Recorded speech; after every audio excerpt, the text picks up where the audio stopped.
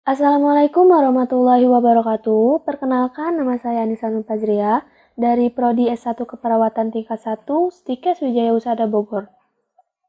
Di sini saya akan sedikit menjelaskan tentang motif dan motivasi untuk memenuhi tugas psikologi. Kita akan lanjut untuk pengertian motif dan motivasi. Motif. Secara etimologis, motif berasal dari bahasa Latin mover, yang berarti bergerak.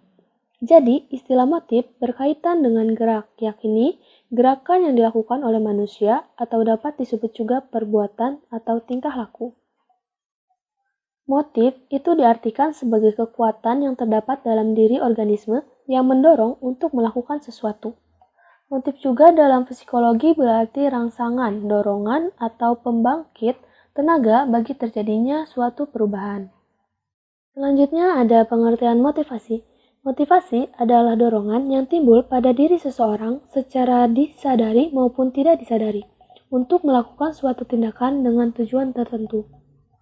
Usaha-usaha yang dapat menyebabkan seseorang atau kelompok orang tertentu tergerak melakukan sesuatu karena ingin mencapai tujuan yang diinginkan.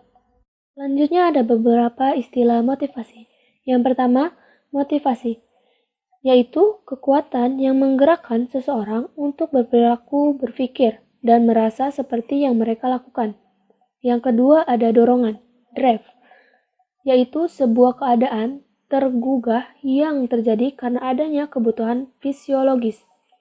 Yang ketiga ada insting, yaitu perilaku bawaan tidak dipelajari yang dianggap bersifat universal pada beragam spesies.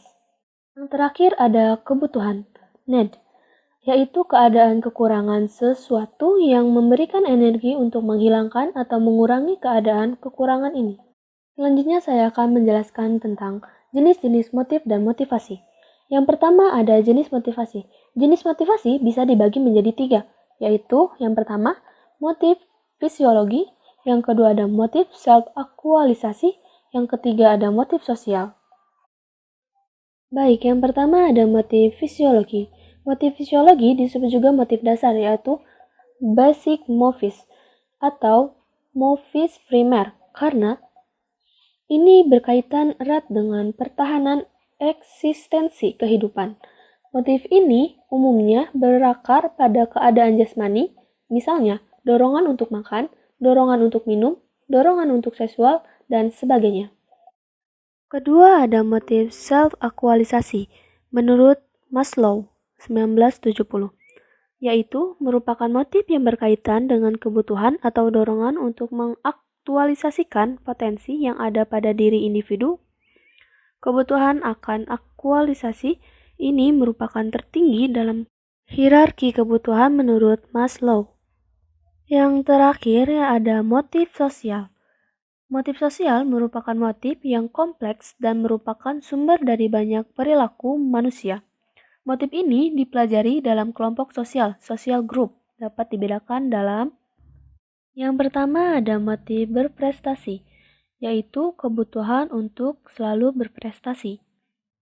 Yang kedua ada kebutuhan untuk berafiliasi, need of affiliation, yaitu kebutuhan untuk berhubungan dengan orang lain. Individu dengan skor tinggi pada need ini akan selalu mencari teman dan menjaga hubungan yang telah dibina. Yang terakhir ada kebutuhan untuk berkuasa atau need of power, yaitu kebutuhan untuk berkuasa orang yang tinggi. Di kebutuhan ini akan memerintah orang lain, mengontrol orang lain, dan mengendalikan orang lain. Yang terakhir ada jenis-jenis motivasi. Jenis-jenis motivasi dibagi menjadi 2. Yang pertama, motivasi yang berasal dalam diri seseorang. Yang kedua, motivasi dari luar yang berupa usaha pembentukan dari orang lain. Mungkin itu saja yang dapat saya sampaikan. Kurang lebihnya mohon maaf karena saya masih belajar. Wabillahi taufiq walhidayah. Wassalamualaikum warahmatullahi wabarakatuh. Terima kasih.